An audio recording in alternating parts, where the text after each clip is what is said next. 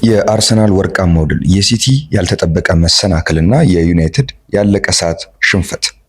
ሰላም ሰላም ውድ የዋን ስፖርት ተከታዮች እንዴት አላችሁ? ወደ እናንተ በእግር ኳስ አጫጭር መረጃዎችና ፕሮፋይል ነክ በሆኑ ጉዳዮች ዘወትር እየደረስን እንገኛለን። አሁንም የእንግሊዝ ፕሪሚየር ሊግን 29ኛ ሳምንት ድህረ ጨዋታ ዳሰሳችን ወደ እናንተ ልናቀርብ ነው። በዚህም የአርሰናልን ወርቃማ የ1-0 ድል፣ የሲቲን በሜዳው ያጋጠመውን ነጥብ መጣልና የማንቸስተር ዩናይትድን ባለቀ ደቂቃ በ10 ተጫዋቾች እየተጫወተ ያሸነፈውን የኒውካስልን ጨዋታ እንዳስሳለን። መርሃ ግብሩን ላይክ፣ ኮሜንት፣ ሰብስክራይብ፣ ሼር በማድረግ አጋርነታችሁን አሳዩን። አርሰናል ሲያሸንፍ ማንቸስተር ሲቲ አቻ ተለያይተዋል። የካሪኮ ማንቸስተር ዩናይትድ ደግሞ በዚህ ውድድር ዓመት ለመጀመሪያ ጊዜ ካሪክ ማሰልጠን ከጀመረበት ጊዜ ማለት ነው ተሸንፏል።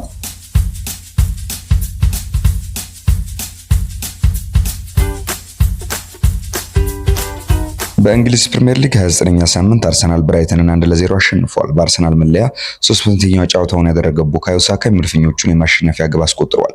አርሰናል ማሸነፉን ተከትሎ የሊጉን መሪነት አጠናክሮ ቀጥሏል። አርሰናል ሶስተኛ ተከታታይ ጨዋታውን ያሸነፈው ወደ ዋንጫው የሚያደርገው እንቅስቃሴ በማሳመር ነው። በሌላ ጨዋታ ደግሞ ማንቸስተር ሲቲን ከኖቲንጋም ፎረስት ጋር 2-2 ተለያይተዋል። ሲቲ ከሊጉ መሪ አርሰናል ያለውን የነጥብ ልዩነትም የሚያጠበብበትን አጋጣሚ ሳይጠቀምበት ወደ 7 አስፍቷል። በኢትሃድ በተደረገው ጨዋታ አንቷን ሴሜንዮ እና ሮድሪ የማንቸስተር ሲቲን ግቦች ያስቆጠረው ሁለት ጊዜ ማንቸስተር ሲቲ መሪ ማድረግ ቢችሉም ሞርጋን ጊብስ ዋይት እና አንደርሰን የኖቲንጋም ፎረስትን ግቦች ያስቆጠረው እንግዲህ ነጥብ ይዞ እንዲወጣ አድርገውታል። ወራጅ ቀጠና ላይ የሚገኘው ቡድን ማለት ነው። ሊጉን አርሰናል በ67 ነጥብ ሲመራ ማንቸስተር ሲቲ ደግሞ በ7 ነጥብ ዝቅ ብሎ በ60 ነጥብ ሁለተኛ ደረጃ ላይ ተቀምጧል። ቼልሲ ከሜዳው ውጪ አስቶን ቪላን 4-1 አሸንፏል። ጃኦ ፔድሮ 3 ግቦችን በማስቆጠር ሃትሪክ ሰርተዋል። ኮል ፓልመር ተጨማሪ ግብ አስገኝቷል። ዳግላስ ሉዊዝ የአስቶን ቪላ ብቸኛ ግብ ያስቆጠረ ተጫዋች ነው። አስቶን ቪላ በተከታታይ በሜዳውና ከሜዳው ውጪ ሽንፈቶች እየገጠሙት ይገኛል። የኡናይ ኤምሬ ቡድን ወደ አውሮፓ ቻምፒየንስ ሊግ ተሳትፎ ለማድረግ የሚያደርገው ጥረት መሰናክል እያጋጠመው እንደሆነ ልብ ይሏል። በሌላ በኩል በሴንት ጄምስ ፓርክ ኒውካስል ዩናይትድን የገጠመው ማንቸስተር ዩናይትድ 2-1 ተሸንፏል።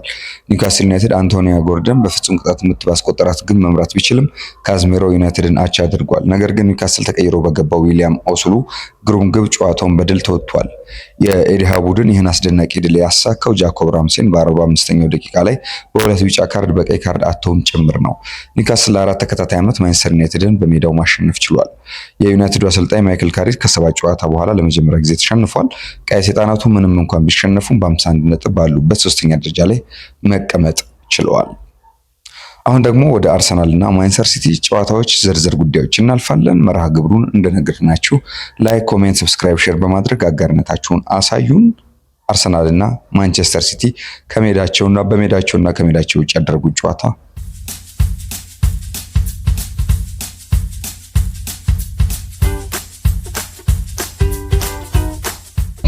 በአሜክስ ስታዲየም የታየው የአርሰናል የሜዳ ላይ እንቅስቃሴ እጅግ አስቀያሚና ፈታኝ ቢሆንም ውጤቱ ግን በወርቅ የሚመዘን ነበር። መድፈኞቹ በብራይተን የሜዳ ላይ ብልጫና ማዕበል ውስጥ ጥርሳቸውን ነክሰው በትግል ቢያልፉም እድል አብሯቸው ሆና የፕሪሚየር ሊግ መሪነታቸውን ወደ 7 ነጥብ ከፍ ማድረግ ችለዋል። ይህን አስደሳች ዜና ይበልጥ ጣፋጭ ያደረገው ደግሞ ዋነኛ ተቀናቃኛቸው ማንቸስተር ሲቲ በሜዳው ከኖቲንጋም ፎረስት ጋር 2-2 መለያየቱን ተከትሎ ነው። ጨዋታው ሲጀምር በሰከንዶች ውስጥ አርሰናል ለከፍተኛ አደጋ ተጋልጦ ነበር። ግብ ጠባቂው ዴቪድ ራያ ኳሷን በቀጥታ ለብራይተኑ ካርሎስ ባሌባ አሳልፎ ቢሰጥም ባሌባ ያደረገውን ደካማ ሙከራ ብራዚላዊ ተከላካይ ገብርኤል ከመስመር ላይ ተመልሶ በግንባሩ በማውጣት ቡድኑን ታድጓል። ሆኖም በ9ኛው ደቂቃ ላይ ለአርሰናሎች የእድል በር ተከፈተ። ቡካዮ ሳካ ከረረው የመታው ኳስ በባሌባ ተጨርፎ የብራይተኑን ግብ ጠባቂ ባርት ቨርበርጉንን እግሮች መሃል ሾልኮ መረብ ላይ አረፈ። ግብ ጠባቂው ኳሷን በቀላሉ ማዳን ይችል ነበር። ከዚህ ጎል በኋላ ብራይተን የጨዋታው የልብ ትርታ ሙሉ በሙሉ ተቆጣጠረ። በዋና አሰልጣኛቸው ፋቢያን ሆርዝለር እና በደጋፊዎቻቸው ታጅበው ወደ አርሰናል የግብ ክልል ሲተሙ አምሽተዋል። በተለይም ራያ የጆርጂኒዮ ሩተርን ኳስ ካዳነ በኋላ ትከሻዬን ተጎዳሁ ብሎ ሜዳ ላይ በመውደቁ የብራይተን ደጋፊዎች ሰዓት ለማባከን ነው በሚል በከፍተኛ ቁጣ ስታዲየሙን አናግተውታል። ብራይተኖች ያቻና ጎል ለማስቆጠር ጫፍ ደርሰው የነበረ ቢሆንም ማትስ ዊፈር ከቅርብ ርቀት በግንባሩ የገጫት ኳስ በቀጥታ በራያ እጅ ላይ በማረፉ አርሰናል በድጋሚ ከሞት ተረፈ። በአጠቃላይ አርሰናል እንቅስቃሴ እጅግ ደካማ፣ የፈጠራ አቅም የሌለው፣ ኳስን ተቆጣጥሮ ለመጫወት የተቸገረበት ቢሆንም አክቲቭ ቪክቶር ዮኬሬሽም ምንም አይነት ተጽዕኖ መፍጠር ሳይችል ቀርቶ ተጫዋቹ ተቀይረው መውጣት ቢገደድም አርሰናል ግን 3 ነጥቡን ማሳካት ችሏል። በጉዳት ላይ ያለውን ዊሊያም ሳሊባን በማጣት የመከላከል ግቡን በብቸኝነት ሲመራ የነበረው ጋብርኤል የብራይተንን የማጥቃት ማዕበል ብቻውን ሲያከሽፍ የቡድን አጋራው ሌላኛው የመስመር ተከላካይ ራፊዮ ሄንካፔ እና ጁሊያን ቲምበር በዚህ ረገድ ሲያግዙትም አስተውለናል። በተለይም የፔሮ ሄንካፔ የመልሶ ማጥቃት ሩጫዎች የመከላከል በፍጥነት የተዋሃዱ ሩጫዎች አርሰናልን ከሽንፈት ሲታደጉት ነበረ። ብሎም ደግሞ የዩሊያን ቲምበር በምርጥ ብቃቱ ላይ ሲገኝ ምን አይነት ተጫዋች ሊሆን እንደሚችል ያሳየበት ጨዋታ ነበር። በተለይም እስከ 70ኛው ደቂቃ ድረስ ብራይተን ጎል ያስቆጥራል በሚል ብዙዎች ዘንድ ጫና የፈጠረ እንቅስቃሴ ሲያደርግ ነበር። ነገር ግን አርሰናል ቪክቶር ዮኬሬሽን በካይ ሃቨርትዝ እንዲሁም ማርቲኔሊ በትሮሳርድ ቀይሮ ካስገባ በኋላ አርሰናል ሙሉ በሙሉ ጨዋታውን ወደ መቆጣጠር ገብቷል። ይልቁንም የብራይተን ሙከራዎች ከፔናልቲ ቦክስ ውጪ ሆነው ሲሞከሩ አስተውለናል። ከፔናልቲ ቦክስ ውጪ የሚሞከሩ ኳሶች ደግሞ አብዛኞቹ 50 በመቶ በጥቂቱ 50 በመቶ የመሳካት እድላቸው ዜሮ ነው። ስለዚህም 50 በመቶ የማይሳኩ ናቸው። ስለዚህ ብራይተን ከዛ ደቂቃ በኋላ ሲያደርግ የነበረው ሙከራ በሙሉ የከሸፈ ነበር። አርሰናል ኳሱን ወደ መቆጣጠር ውስጥ ገብቶ ነበር። በጨዋታውም ከዛ ሁለቱን ቅያሬዎች ካደረገ በኋላ የመቆጣጠር ብቃት አሳየ። በጨዋታው የመጀመሪያ አጋማሽ ቀደም ብሎ ቢጫ ካርድ የተመለከተው ክርስቲያን ሞስኬራም በአርሰናል በኩል ሌላ ስጋት የነበረ ተጫዋች ነው። እሱንም ሌላኛው የግራ መስመር ተከላካይ ሪካርዶ ካላፊዮሪ ቀይሮ ያስወጣው ሚኬል አርቴታ የአርሰናልን የመከላከል አቅም አጠናክሮ ኳስን ደግሞ የመቆጣጠር አቅሙን በካይ ሃቨርትዝ እና በሊያንድሮ ትሮሳርድ ተቆጣጥሮታል። ካይ ሃቨርትዝም ግሩም ለግብ የምትሆን እድል አግኝቶ ሳይጠቀምባት መቅረቱ ይታወቃል። በአጠቃላይ የአርሰናል እንቅስቃሴ እጅግ ደካማ የፈጠራ አቅም የሌለውና ኳስን ተቆጣጥሮ ለመጫወት ቢቸገርም ቪክቶር ዮኬሬሽንም ቀይሮ ቢያስወጣ በጉዳት ላይ ያለውን ዊሊያም ሳሊባን በማጣት የመከላከያ ግንቡን በብቸኝነት ሲመራ የነበረው ጋብርኤልን የብራይተንን የማጥቃት ማዕበል ከሌሎች የቡድን አጋሮቹ ጋር እንዲያከሽፍ አድርጎ የጨዋታው ኮከብ አስብሎታል። ጨዋታው ሊጠናቀቅ ሲል ብራይተኖች ጉልበታቸው ተሟጦ ነበር። የዳኛውን የመጨረሻ ፊሽካ ሲሰማ በአርሰናል ደጋፊዎች ዘንድ የታየው ጩኸት እንዲሁም ደስታ ልክ የፕሪሚየር ሊጉን ዋንጫ ያነሱ ያህል ነበር። በተለይም ከኤታድ ስታዲየም የኖቲንጋም ፎረስት አቻ መውጣት ዜና ሲሰማ በስታዲየሙ የተገኙ ደጋፊዎች ሊጉን ልናሸንፍ ነው፣ we are going to win the league እያሉ በደስታ ዘምረዋል። አዎ የፕሪሚየር ሊግ ዋንጫን የሚያሸንፈው ሁሌም በሚያማምሩ ጨዋታ ብቻ አይደለም፣ ልክ እንደዛሬው ባሉ አስቀያሚ ምሽቶች በሚመዘገቡ ወሳኝ ጨዋታዎችም ጭምር እንጂ ያስብላል።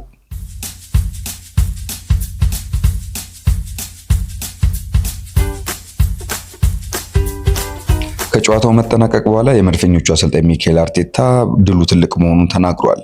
የምሽቱ ውጤት ትልቅና ድንቅ ድል ነው ሲል ነው የገለጸው። ከባድ ጨዋታ እንደሚሆን እናውቅ ነበር ያለው ሚኬል አርቴታ በድል ተወጥተናል፣ ምላሻችንን በሚገባ ሰጥተናል ሲል ገልጿል።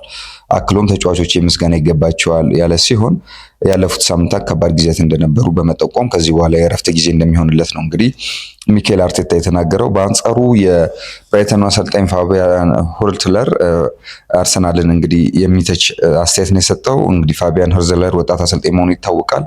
የአርሰናልን የጨዋታ መንገድ ተችቷል። ፋቢያን ሆርትለር ሲናገርም በዚህ የጨዋታ መንገድ ተጫውቶ የሚያሸንፍ አሰልጣኝ መቼም አልሆነም የሚል አስተያየት ነው የሰጠው። በተጨማሪም አሰልጣኙ በአሁኑ ወቅት አርሰናል በራሱ ሕግ እየተጫወተ እንዳለ ይሰማኛል፣ የሊጉ ኃላፊዎች እና ዳኞች ሊመለከቱት ይገባል የሚል ማሳሰቢያ ሰጥቷል። ሚኬል አርቴታ ከዚህ ጋር ተያይዞ በተነሳለት ሀሳብ ያልጠበቁት ድርጊት ነው ሲል የሰጠውን አስተያየት በዝምታ አልፎታል፣ ባጭሩ ዘግቶታል። ሰርፕራይዚንግ በሚል ያለፈው። ተጨማሪ ተመሳሳይ ጥያቄ የተነሳለት ሚኬል አርቴታ ይህ ንግግር እንደማይረብሸው በመግለጽ አስተያየቱን የሰጠው ግለሰብና ንግግሩ ይወስነዋል ሲል ነው እንግዲህ ፋቢያን ሆርትለርን ሸንቆጥ ያደረገ ምልከታ የሚመስል ትችት የሰነዘረው ሚኬል አርቴታ ያው ኳስ መጫወት የሞከረው አንድ ቡድን ብቻ ነው ሲል ሆርትለር ቀደም ብሎ መናገሩ ይታወቃል። በተመሳሳይም በምሽቱ ጨዋታ ኳስ መጫወት የሞከርነው እኛ ብቻ ነን።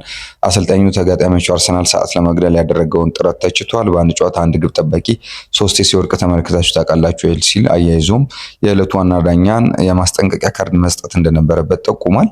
ከጨዋታው በፊትም ሆርትለር እንዲህ አይነት ተመሳሳይ አስተያየት በአርሰናል ላይ ጊዜ ይገድላሉ፣ በኮርናና በእጅ ኳስ ላይ እንዲሁም ተጫዋቾቻቸው እየወደቁ ያስቸግራሉ ሲል አስተያየት መስጠቱ ይታወቃል። የሆነ ሆኖ ግን አርሰናል በአሜክስ ስታዲየም ሄዶ ወሳኛውን 3 ነጥብ አሳክቷል። የኢታድ ስታዲየሙ ድራማን ደግሞ ቀጥሎ እንመለከታለን። አብሮነታቸው አይለየን።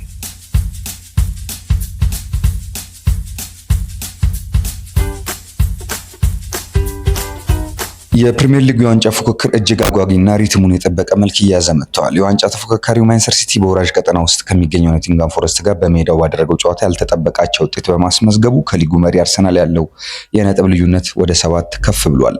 ረቡዕ ምሽት ሁለት የሊጉ መሪዎች በተመሳሳይ ሰዓት ወደ ሜዳ ሲገቡ መድፈኞቹ ብራይተንን ጠባብ በሆነ ውጤት በማሸነፍ ወሳኝ ድል ሲቀዳጁ፣ በኢትሃድ ስታዲየም ደግሞ ኤሊዮት አንደርሰን ጨዋታው ሊጠናቀቅ 13 ደቂቃዎች ሲቀሩት አስደናቂ ጎል አስቆጥሮ ለፎረስት ወሳኝ ነጥብ አስገኝቷል።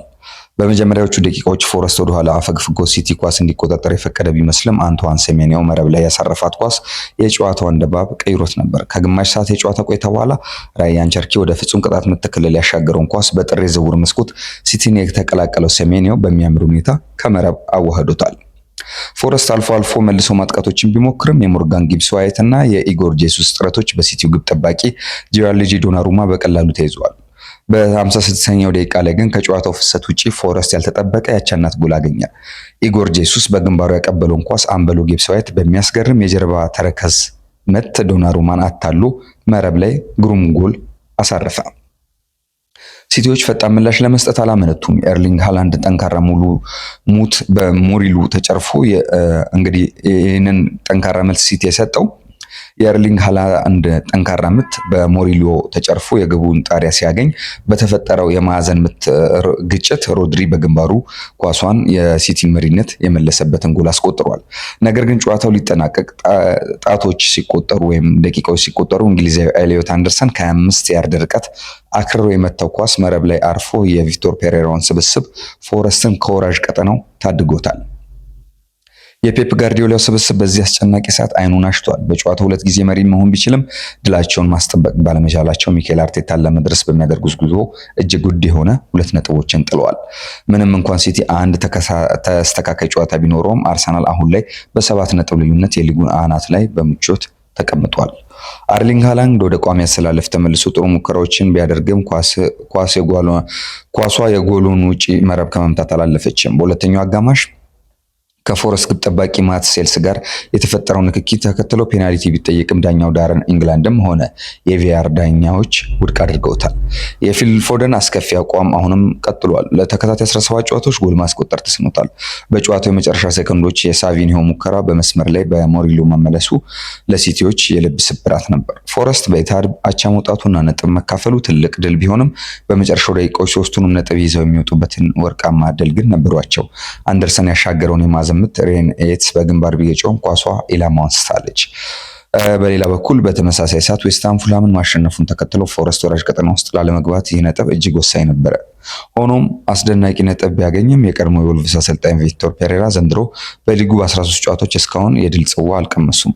ማንቸስተር ሲቲ ቅዳሜ ምሽት 4 ሰዓት በኤፍኤ ካፕ ኒውካስልን ለመግጠም ሲጓዝ፣ ኖቲንጋም ፎረስት ደግሞ በቀጣዩ ሐሙስ ምሽት 4 ሰዓት ላይ በኤሮፓ ሊግ ሚድላንድን ያስተናግዳል።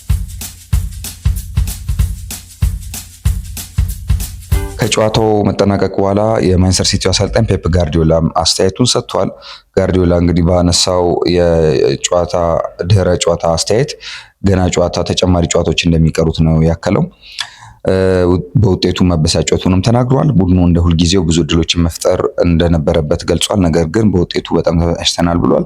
እንደ አጠቃላይ ጥሩ ተንቀሳቅሰናል፣ ብዙ ጥሩ ነገሮችን አይተናል፣ የተወሰኑ መሻሻል የምንችላቸው ነገሮችም አሉ፣ ጥሩ ነበርም ብሏል። ስለ ዋንጫው ፉክክሩ ተጠይቆም ገና ብዙ ጨዋታዎች ይቀራሉ፣ ጥረት ማድረጋችንን መቀጠል አለብን ሲል ነው እንግዲህ ፔፕ ጋርዲዮላ ከጨዋታው መጠናቀቅ በኋላ አስተያየቱን የሰጠው። በዚህ የእንግሊዝ ፕሪሚየር ሊግ 29ኛ ሳምንት ጨዋታ አርሰናል ወርቃማ ድል አሳክቷል። ሲቲ ያልታሰበ መሰናክል ገጥሞታል።